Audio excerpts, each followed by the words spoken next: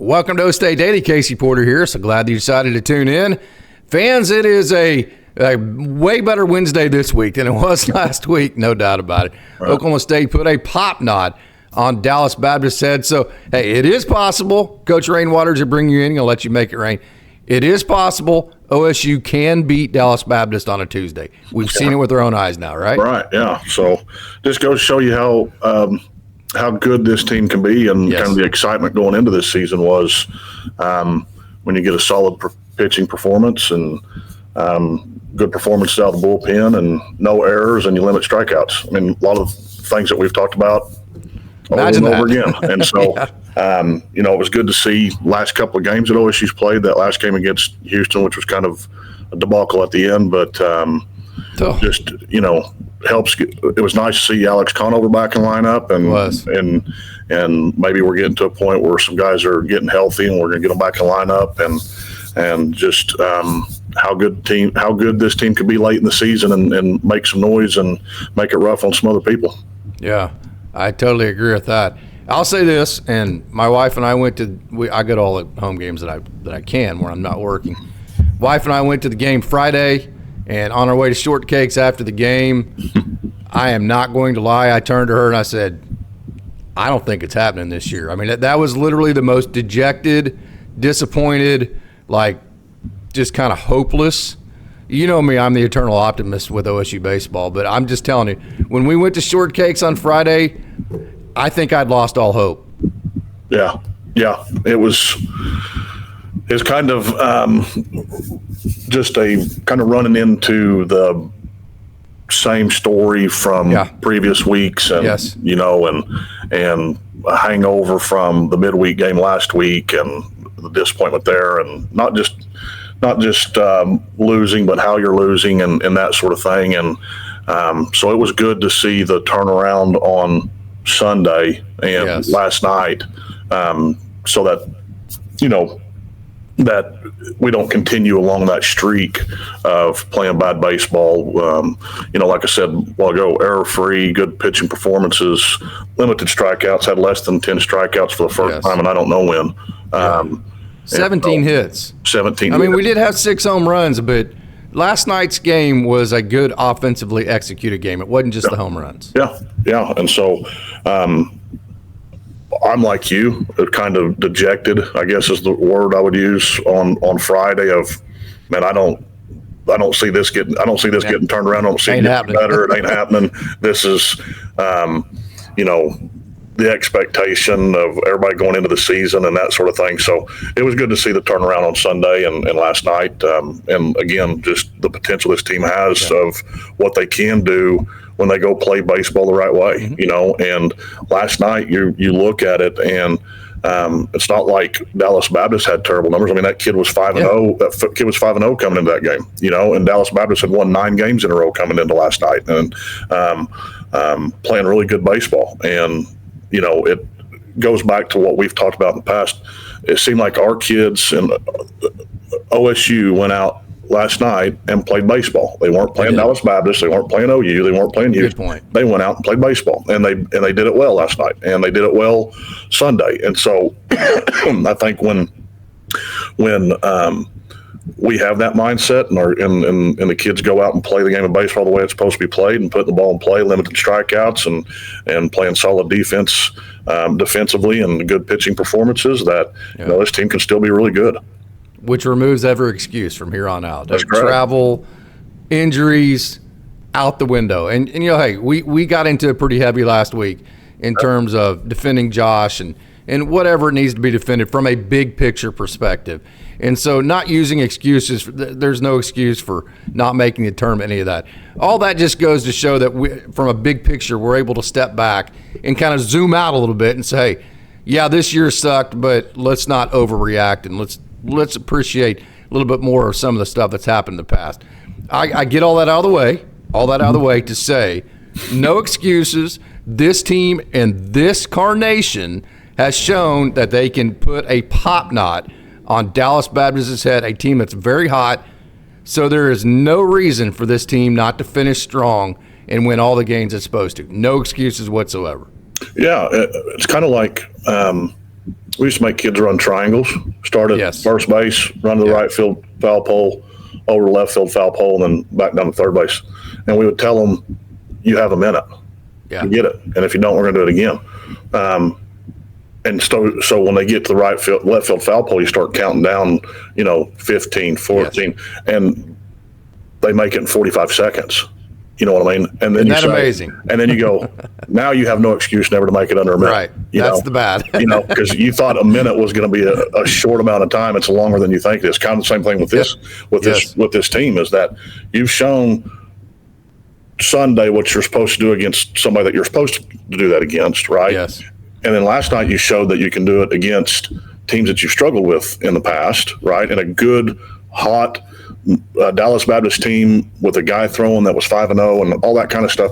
You've shown you can do it. So now everything that we've talked about, kind of the things that we've talked about in the previous podcast of stop finding a reason why we're playing bad and start looking for a way to win, right? Yes. And I think that's what we saw last night, is that, all the excuses are out the window now because you've shown you can do it, even with the injuries that still aren't lined up with the Avery Ortizes and that sort of thing, Gabe Davis and those type of guys. You're still able to go out and beat a really good ball club handily, run rule them, right? And so all that other stuff gets thrown out the window because now you've proven you can do it without the reasons we've talked about, the struggles. And so anyway, just good to see OSU baseball playing like OSU baseball.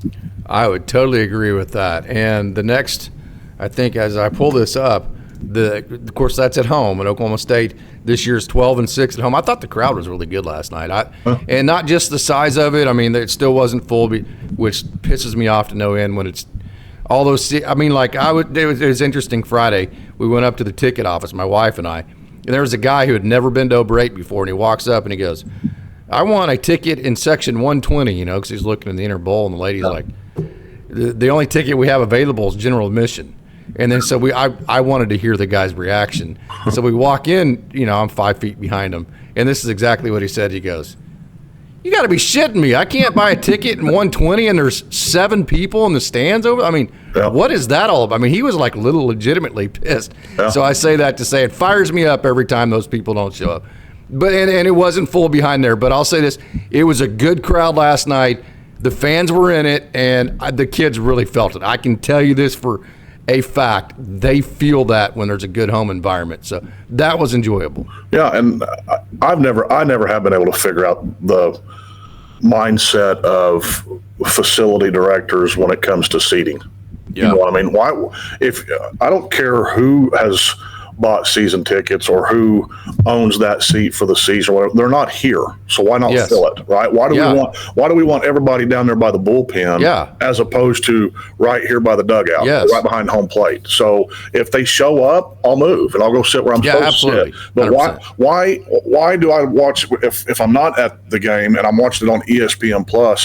Why am I looking at 100 empty seats behind home plate and only see 2 or 3 people? Yeah. But when you pan out, everybody's out in the outfield. Yeah, but yet it's actually a pretty good crowd at Over 8. Right. Last night was a good crowd. It just didn't look good on TV because of what you're talking about. Yeah, it drives me insane, but whatever. Yes. But yeah, it was good. You could tell that obviously, I mean, my son had a ball game last night, so I wasn't at the OSU game, but the noise level, the energy level, you can feel that kind of stuff when you're even when you're watching on TV. You can tell a difference between whether you can see the entire stands or not. You can tell a difference in the energy of the team and the energy of the entire atmosphere when there's people in the stands, right? And so, and I don't think that's any secret. We're not unveiling any news here, but yeah, it's good to see some people make it out last night, and good to see OSU play well and still have that excitement for the rest of the season of maybe we're starting to get into a routine or get into a rhythm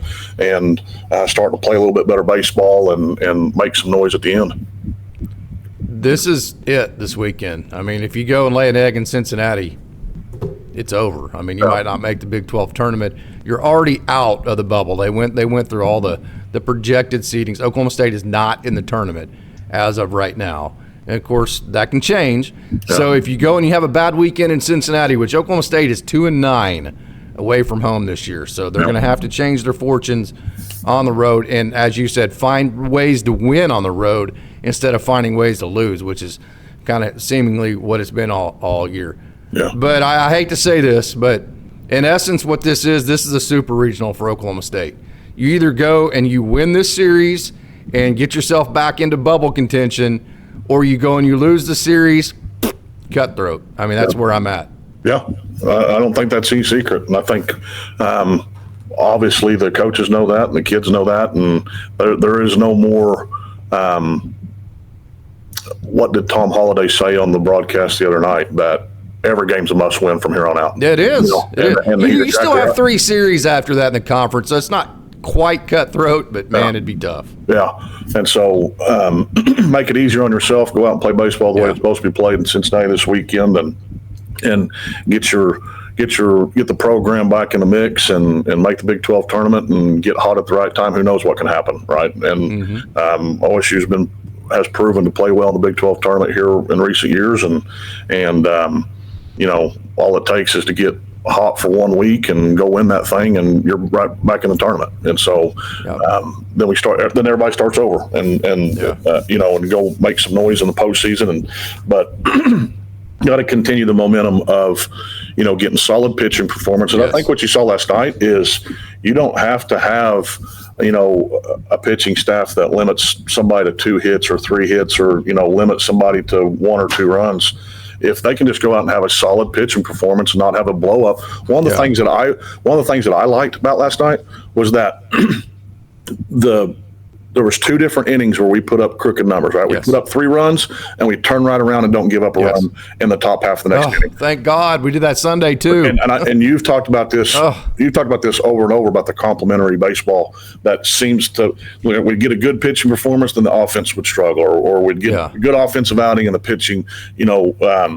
Or inning by inning, it just didn't complement each other. Just didn't complement each other. And so last night it was good to see that we put up a big number in the bottom half of the inning, and then we turn right around and put up a 0 in the top half of the inning. And we did that on multiple occasions last night. So maybe they're starting to get into a rhythm. I think we'll see this weekend whether Sunday and yesterday was a fluke and we just played well, but not consistently. And it goes back to what Coach Holliday talked about, and we've talked about over and over again on this podcast, the competitive endurance that he talked about to start the season. 100%. Can we maintain that? Can we be consistent? Have we started the ball rolling now that we can be consistent and get on a streak where we get hot, get our name back in playoff contention, get our seeding where we can make the Big 12 tournament and give ourselves to make some noise at the end of the season. And so hopefully, I know you and I, and obviously all OSU fans are optimistic and thinking maybe we've hit that stride in the season where we're going to start playing better baseball and be more consistent and see if that competitive endurance carries over to this weekend. Yeah, and I don't mean this to throw shade. I don't mean this to be negative. I don't mean this to show any lack of confidence in anybody in the program. I'll be honest with you, though, as far as that competitive endurance and is what we've seen the last 2 games, is that what this Oklahoma State team's going to be for the remainder of the year? I'm in prove-it mode. I mean, it's been such a struggle this year. They're going to have to prove it to me to believe it, and I trust me that it kills me to say that. And again, I want to reiterate, I'm not showing any lack of confidence. That's just kind of what this season is. That's where it puts you. Yeah. Well, and go back to the first game of the season, right? I mean, Clemson's ranked 2nd in the nation right now, and we had a chance to win that ballgame. We get beat by 1 run or whatever it was, and that was the optimism then, right? Yes. And I think that's where probably for me, one of the letdowns or the disappointments of the baseball season was that we go out in the first game of the year, we're competing in the first 2 weeks of the year, really, we're competing against top 10 ball teams, Clemson and Mississippi States and the Tennessees and the A&Ms. I know A&M and Mississippi State kind of fell off and that sort of thing. And we're competing and we're right there with them, right? Yes. And then we struggle. It's been an uphill battle chasing the scoreboard all season. And so I'm hoping that we're seeing now what the optimism was after those first 2 weeks, and that we become more consistent from this point forward than we did from the first of the season till now, right? And so there's been times in the year where we've played well. There's been times in the year where we look like, okay, well, maybe we're hitting a stride right here. Yeah. But I don't know that we've put, I'm trying to think just off the top of my head. I don't know that we've put 2 games back to back against this kind of competition. This kind of competition, that would lead us to believe. Yeah, what I mean. And so I agree. K-State maybe. Yeah, maybe. But that's what kind of makes you have reservations. But what has K-State done since then? Sure, you know what I mean. And so it was good to see that we just didn't go beat up on somebody that we should have been beaten up on. We went out and beat up on a program that we struggle against, that was on a 9-game winning streak, that was throwing a kid that had no losses on the year, and we go out and have 0 errors. We have less than 10 strikeouts. We have 17 hits, 6 home runs, and get a solid pitching performance. Maybe we're hitting a stride, right? And I'm going to be optimistic about it, but I'm also on the other side of, let's wait and see, and got to prove it, right? And so it's kind of that deal where you've got to put yourself in a situation now where you've proved that you can do it. Hey, that's what I'd be telling the kids if I was their coach. You guys got to prove this to me, man. Yeah, but you've done it twice in a row now. You've proved that you can play good baseball. You proved that you can beat up on Houston, but you can also go out and beat Dallas Baptist and beat them like a drum and run rule them in the midweek. Now, can you do that consistently, right? And so anyway, I'm excited to see what happens, and look forward to if we can just sneak into the tournament somehow, right? If we can sneak into 100%, right? Yeah. Nobody cares if we're the 8 Nobody cares. Nobody cares. Just sneak in the tournament. Send me to Tennessee. I don't care. I just want to get in. Well, I'm just even the Big 12 tournament I'm talking about. If we can just sneak in, absolutely. And have a good performance there, and then somehow sneak into a regional. Let's just see what happens, right? But we got to be consistent. Every game's a must win from this point forward. Ask Florida last year. I mean, they were in the same situation we're in right now. Exactly right. That's exactly right.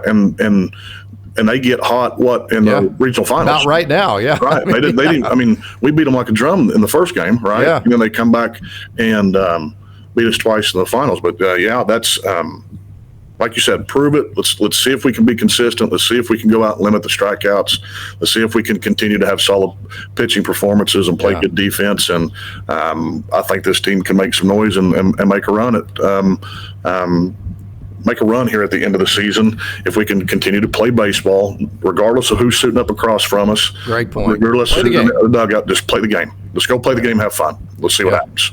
Yeah, so I can't remember exactly what the topic was, but somebody called in Jim Traber. Oh, this is probably 10 years ago. And they asked him a question. I can't. You're going to remember what this was. And they asked him a question, and he goes, this is going to take him. Do you remember that, Coach? Yeah.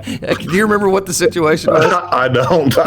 We laughed about it. I was trying to. It was like he didn't want to answer the question because it was going to take him he needed 5 days to answer it. So I preface that, and I get you smiling to ask you 2 bombshell questions here. Uh-oh. Offensively, do you like the offensive philosophy in terms of the way Oklahoma State plays offense? We strike out a lot. We hit a lot of home runs. But yet, if you look at the batting averages the last 3 or 4 years, they have been high. I mean, we've had some of we had the most hits in the Big 12. So there's a perception that we strike out and hit home runs. That's the only thing we do, and that actually hasn't been the case. But we do strike out a lot and hit a lot of home runs. And then pitching-wise, do we pitch to the perimeter too much and not just attack hitters? I personally think that's just a personal opinion. Mm-hmm. I think we need to attack hitters a little bit more. But where are you at on those 2 just kind of bigger picture aspects of this program? So just baseball in general, right, is, for me, pitching is not missing bats, it's missing barrels. I agree. Right? I totally agree. Right. So what Hunter Watkins does. Yeah. So Mario Pesca. Yeah. It's not about how many strikeouts can you get, right? How many kids can you strike out? It's about, can we miss barrels, right? And the reason why I'm starting with pitching is because this is going to correlate to what I'm going to say about the offensive side also, right?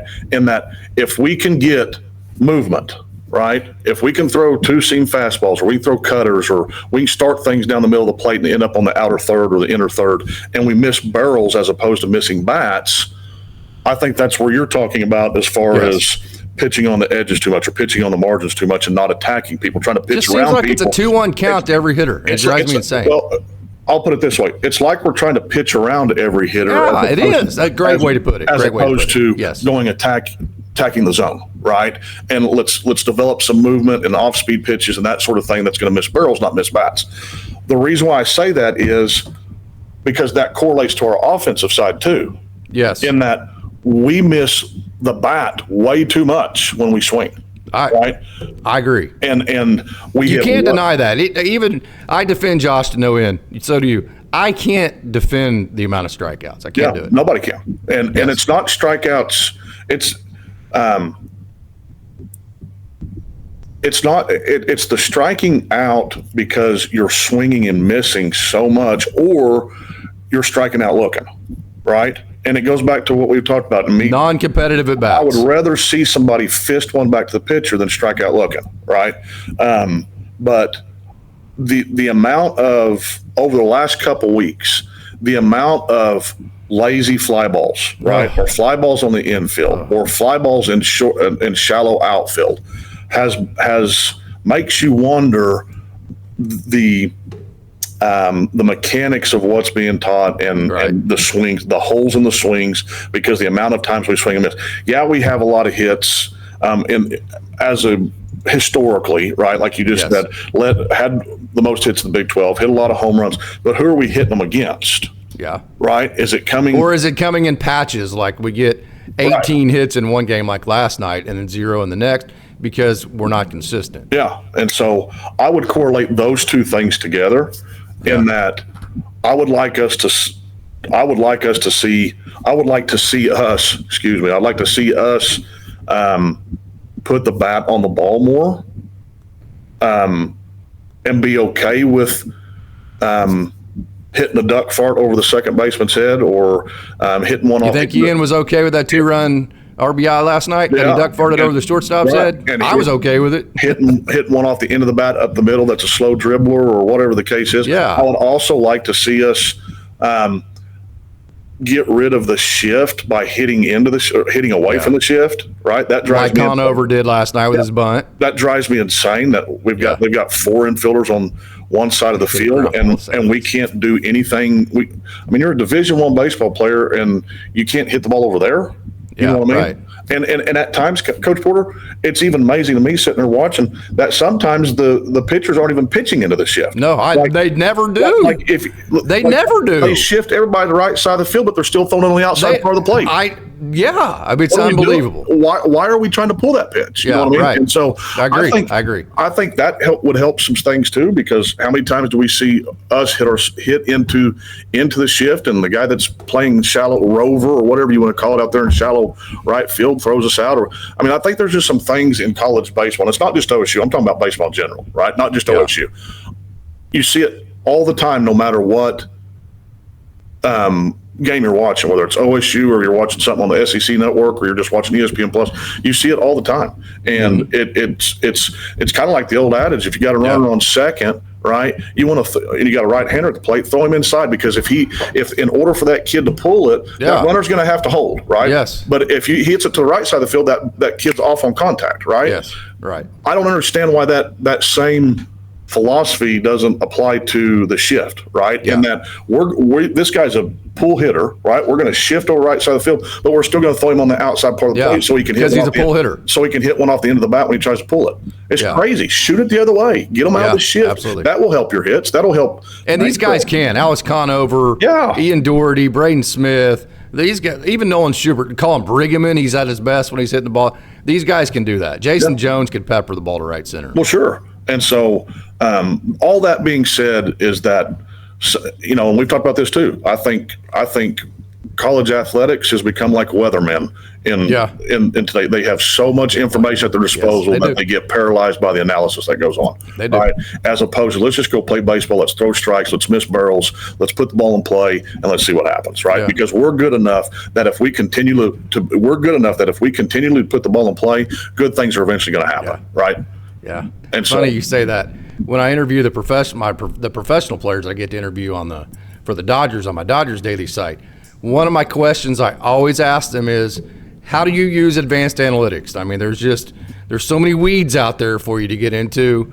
What kind of mix do you have? Do you like diving into all of it? And every single one of them, Coach, are like, dude, I don't even really use them until like if I'm struggling, I might go see, okay, well, am I struggling because my ball's moving left instead of right, and then I might need to change it. But unless I'm struggling and I need it, I don't even freaking look at it. And these are guys that get paid to do it. So for college kids that aren't even advanced like that, they don't get 500 at bats a summer. That mean absolutely nothing because it's in a minor league setting where you're not even playing. I mean, you obviously have a scoreboard and they have leagues but they don't. You're not trying to win a championship in the minor leagues. So for guys like, I'm just telling you, go to any of my interviews, pitchers, position players. That's the first thing they'll tell you is, man, those things are great, but I try not to use them because you can get lost in those things. Well, yeah, and I'll say this. Yeah, go ahead. How do you go up to the plate and just see the ball, hit the ball, clear your mind? Don't be thinking about mechanics because everything that you're thinking about slows you down infinitely. How do you do all that if the entire process is set up on all the analytics? No, right. You know what I mean? And I'm not saying that's the case for OSU. I have no idea how much they pay. I think if there's a criticism of Josh is that he gets too over analytical, and him and Rob too, though. Yeah. I would say that would be a fair criticism of him. Yeah, and so how much that plays into the hitting struggles or pitching struggles, I don't know. But I'm right on board with you in that. Let's attack hitters. Let's miss barrels, not miss bats. Yes, absolutely.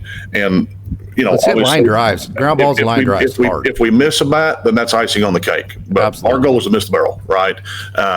But then you go and say, well, how do you do that when you have 10 errors and so anyway? But that's quit making errors. That's what I mean. You can control that. Yeah, and I think there's just I guess to sum up everything that we've talked about is I hope that the last two games is showing that we've cleaned up all phases of the game and we're in a position where we can become more consistent and make a good run here at the end of the season to hopefully put ourselves in position to be in the Big 12 tournament and do well enough there that we get into postseason, and let's see what happens. Yep. And so kind of to button up that whole conversation, I hear it all the time, hey, we had that big podcast on Gundy, hey, either change or be changed, right? And that's fair for every sport. If Oklahoma State does not make the NCAA tournament, and if they have a losing record, you have to answer that. I mean, that's not acceptable at OSU. So the question doesn't become, do there need to be changes? The question becomes, what changes need to be made?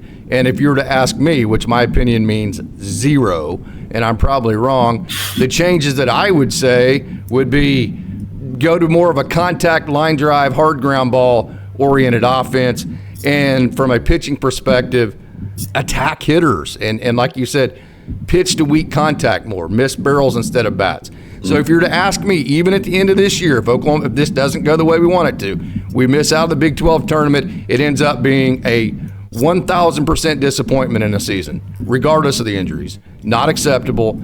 If you're to ask me the changes that need to be made, not if, but which ones, those would be the two changes to button that up. Anything wrong there? Is that fair? Yeah, that's fair. And I would say the reason why this conversation is different than the conversations we were having in the fall is because a much different leadership approach, and nobody's 100%. Making excuses. Yes. Right. And nobody's calling out the fan base. Nobody's correct. And we've talked about that, right? And that probably works, because and this season hasn't happened before. Gundy had one 2 years ago, so that made a difference too. Right. And so that speaks volumes to the character of Coach Holliday, right? And that absolutely. He's shouldering the whole load. He's not coming out making excuses. He's not coming out and talking about, I think he hints at it at times, but I don't, as far as the resource deficiency and that sort of thing. But there's got to be something that changes with. I don't know if it's the approach, if it's, pregame batting practice, sometimes it can be very small things, right? And so, but I think there's definitely Obreda set up to hit home runs. We recruit, I think there would be people upset if we weren't recruiting home run hitters. I would agree. What I mean? It's OSU baseball. That's expected. Well, that's what we had under Frank. I mean, we had like little 5'10" guys, and it wasn't enjoyable for me. Right. So nobody's saying get rid of that piece of it, but there's got to be guys in the lineup that aren't that. You know what I mean? Braden Smiths. Yeah, and Zach Earhart, the guys that can run into one and hit 5 or 6 home runs a year or whatever the case is, but the rest of the time they're hitting hard ground balls, line drives, hitting it the other way, drag bunting, whatever the case is. I think fun baseball to watch, right, and fun baseball to play, and practice and play and all that is when you get to see all aspects throughout the lineup, 100%. right? You've got guys that can lay the bunt down. You got guys that can hit it the other way. You guys that get the situational hitting. Baseball has gone away from situational hitting over the last decade, where it's we're going to hit through this shift as opposed to hit away from the shift. It's coming back though. I can tell you that. I like ground ball to second baseman when there's a runner on third and less than 2 outs. Some of those things have gone away, and I think it would work to our advantage if not that. And I know they work on it. I know it's a part of the philosophy, but for us to execute that more on a consistent basis, I think would behoove the production and the results and the outcomes of the baseball program. Okay, man, that was a tough conversation. I think I'm sweating right now because you know how entrenched we are in our not like. Okay, this doesn't have anything to do with like. Our trust in Coach Holliday and Coach Walton and that kind of deal. Our defense of them, of course, we like them as human beings. Well, I don't even know Rob Walton, to be honest with you. It just comes in. We are baseball people. We're huge OSU fans. But like you said last week, but beyond anything, I've been a baseball fan for 52 years of my life. Right. I would, even if OSU stopped having a school tomorrow, I would still be a huge baseball fan. I would watch baseball. So that comes from the trust of knowing what I'm seeing in a manager and how he handles the whole situation. So my defense of Josh comes in a sense of trust, not just a like. So that was a tough conversation. Yeah, no, and I said this, I think last podcast or 2 podcasts ago. Coach Holliday's not the one walking up to the plate with a bat. Yeah, right. Right.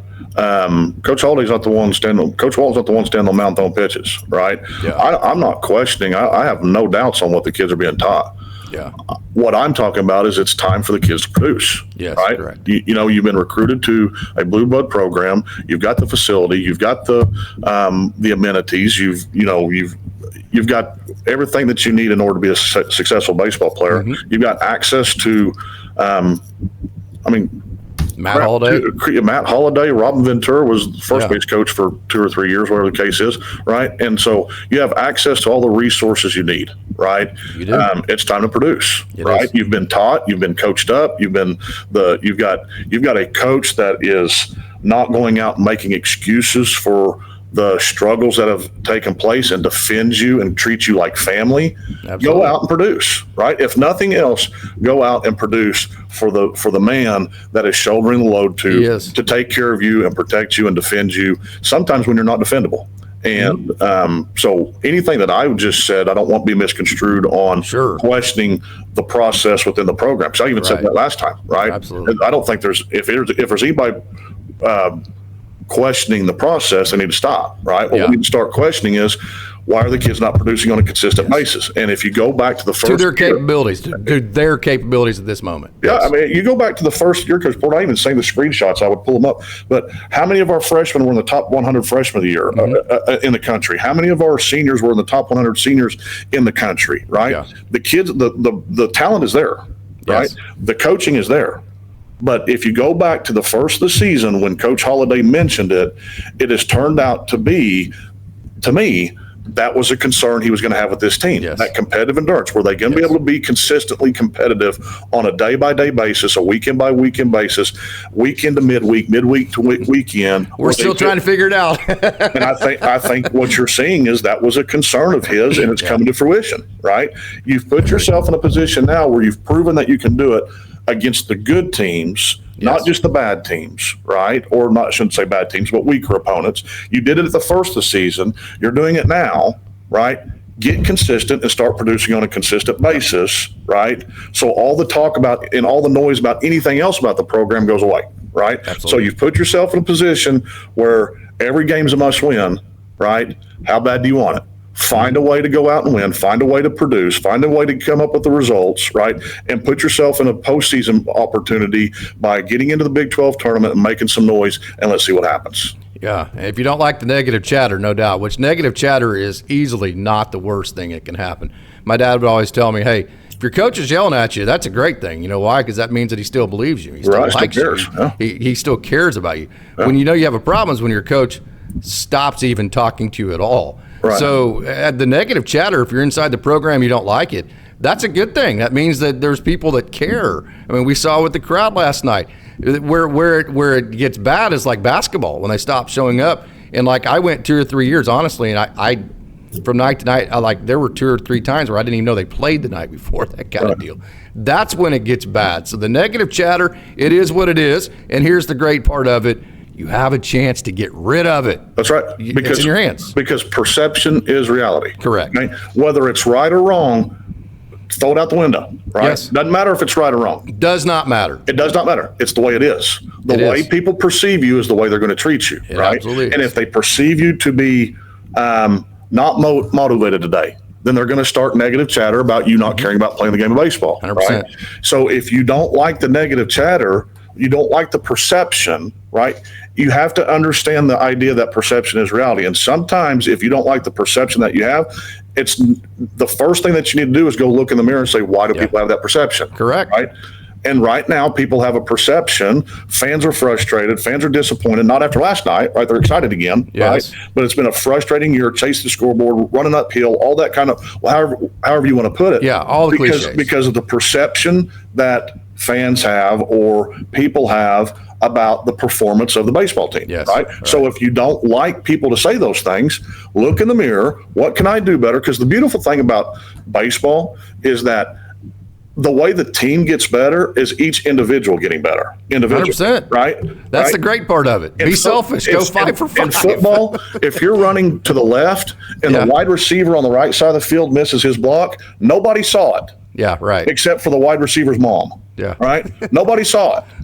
But every time you step up to the plate and you strike out looking for the 3rd time in a row, everybody that's at the game and everybody's watching on TV saw it. Or make an error. Right? Make an error, whatever. They're watching the ball, right? Yes. If you watch the ball in football, everybody that's on that side of the field that's 30 yards away, that doesn't have an impact on the play, nobody saw it, right? Nobody. But everybody sees it in baseball. So if you don't like, or whatever, if you don't like the perception as an individual that people have of you or as a team that people have of you, look in the mirror and what can I do better individually to perform better so that the perception goes away. Yep. Don't try and attack the negative. Don't try and chase the negative. Yes. Chase the positive. Find a way to do something better to change the perception that somebody has, even if it's the wrong perception, right? But why do people have that perception is what we have to get at. And last night, based on last night, the perception is this team has the ability to do it. That's the team we should have been getting all year. That's the team that we've been waiting for all year long, right? And we haven't been getting it consistently, right? So why not? So now you have changed the perception overnight, right, about the potential of this team. Yes. Find a way to do it consistently. Yes, 100%.